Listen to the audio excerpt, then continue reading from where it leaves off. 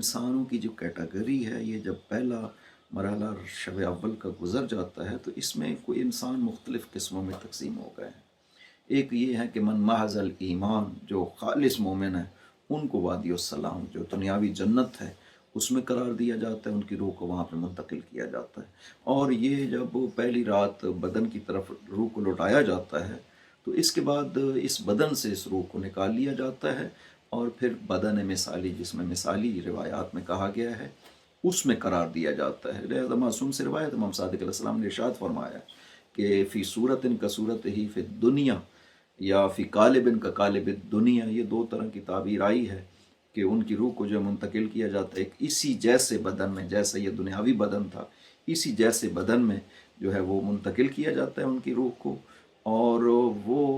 اگر کوئی دیکھنے والا آتا ہے تو وہ دیکھ کر کے یہی سمجھے گا کہ یہ وہی دنیاوی شکل ہے، جو اس کو اسی طرح نظر آتے ہیں جیسے دنیاوی شکل میں تھے۔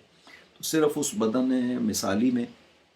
چونکہ اس کا تعلق عالم مثال سے ہے، مادہ نہیں ہوتا، باقی شکل و صورت اسی طرح ہے۔ اور اس کی مثال ایسے دی گئی ہے جیسے انسان خواب میں،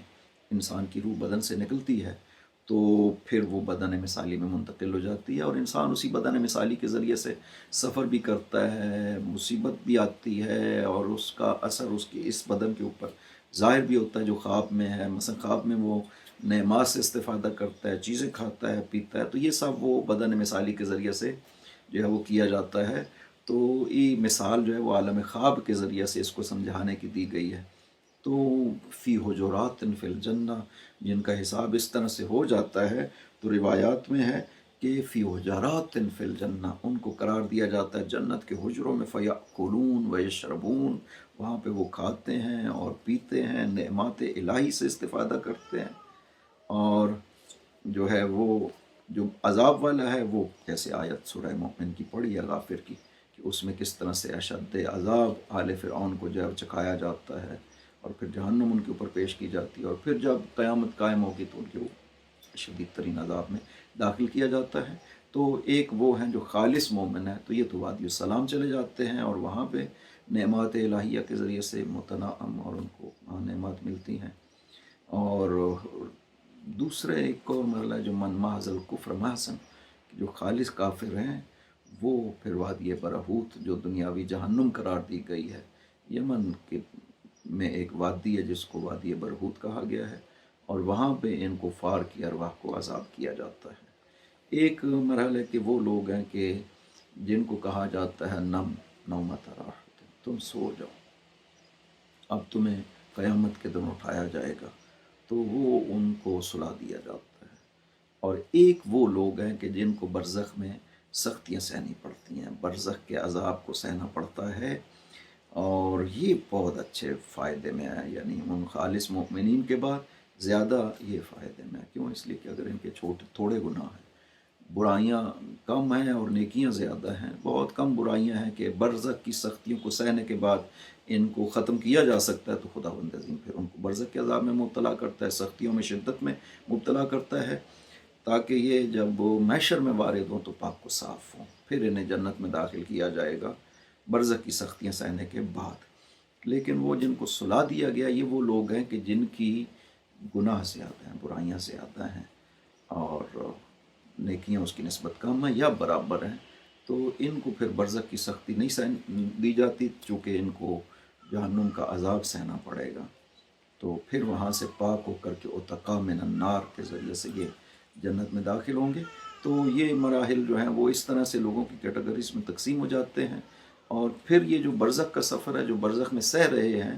ان کے پھر روایات میں جو ہے وہ ذکر کیا گیا ہے کہ کس طرح سے اس کو جو ہے وہ سختی ہے، مبتلا ہے مصیبتوں میں، ساتھ جو ہے وہ شیطان بھی آ گیا ہے، جو گناہ ہیں وہ بھی مجسم ہو کے آ گئے ہیں، اور وہ اس کو مثلا ایسے سختی میں جیسے کہ انسان کو پہاڑ کے اوپر سے دھکا دیا جائے اور گرے، ان سارا ہڈیاں ٹوٹ جائے، اس طرح سے وہ عذاب دیتے ہیں۔ یک مرتبہ انسان محسوس کرتا ہے جیسے کہ اس کو ایک باغ ہے، وہاں پہ لے جایا جاتا ہے، کھانا پیش کیا جاتا ہے، لباس پیش کیا جاتا ہے، پھر اس کو سواری پیش کی جاتی ہے۔ پہلے وہ پیدل آ رہا تھا، اپنے اعمال کا بوجھ اٹھائے ہوئے، جیسے بہت بڑا چٹان ہے پہاڑ کے اٹھائے ہوئے، مشکل سے چل رہا ہے، لیکن ایک مرتبہ جو ہے وہ سب کچھ یہ ختم ہو جاتا ہے اور اس کو آسانی فراہم، وہ کہتا ہے کہ یہ کس وجہ سے یہ آسانی فراہم ہوئی ہے، تو اسے بتایا جاتا ہے کہ تیرے فلاں عزیز نے تیرے لیے قرآن کا سورہ تلاوت کیا ہے، جس کے نتیجے میں یہ سہولت تمہیں فراہم کی گئی، اس وجہ سے کہا گیا ہے کہ تمہارے میت جو تمہارے مردہ ہیں وہ بہت زیادہ تمہارے ضرورت مند ہیں، زندہ اتنا ضرورت مند نہیں ہے جتنا آپ کا مردہ آپ کا ضرورت مند ہے۔ تو یہ برزخ کی سختیوں سے بچایا جا سکتا ہے اس طرح سے، اس کے لیے ثواب ارسال کرنے کے ذریعے سے۔ شب اول کے اور بھی اعمال ہیں جو کہے گئے ہیں کہ اپنے میت پہ رحم کرو، اس میں صدقہ ہے، سب سے اہم کہا گیا ہے۔ پھر نماز ہے، نماز وحشت قبر ہے، ایک اور نماز کہی گئی ہے، وہ جو دوسری نماز ذکر کی گئی اس میں کہا گیا سورہ 2 رکعت ہے، پہلی رکعت میں سورہ الحمد کے بعد 2 مرتبہ سورہ توحید ہے، اور دوسری رکعت میں سورہ الحمد کے بعد 10 مرتبہ سورہ الہاکم التکاثر ہے۔ یہ نماز کے بعد پھر اسی طرح دعا کرنی ہے کہ بارے ان 2 رکعت کا ثواب فلاں کی قبر کو پہنچا دے۔ اور نماز وحشت قبر بھی اسی طرح سے وارد ہوا ہے کہ سورہ الحمد کے بعد، البتہ نماز وحشت قبر کے لیے یہ ہے کہ اگر کوئی صدقہ دینے پہ قادر نہیں ہے تو پھر یہ 2 رکعت نماز ہے وہ ہدیہ کریں تاکہ قبر کی سختیوں سے اسے بچایا جا سکے۔ تو پھر ایک اور مرحلہ ہے کہ قبر میں انسان کے معصومین تشریف لاتے ہیں، اور پھر انسان کے اعمال مجسم ہو کر کے قبر میں آ جاتے ہیں۔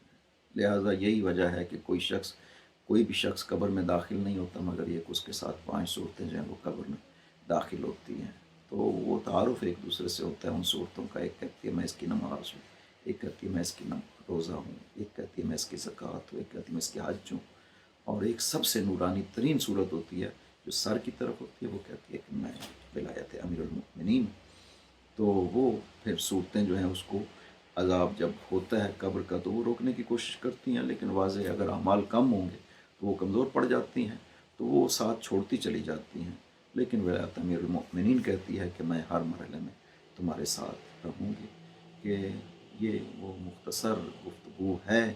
لیکن روایات کی روح سے اگر روایات کو پیش کیا جائے تو ایک تفصیلی گفتگو ہے اس حوالے سے جو کہ روایات کا مطالعہ کیا جانا چاہیے۔ السلام علیکم، صلوات بر محمد وعلیہ وسلم۔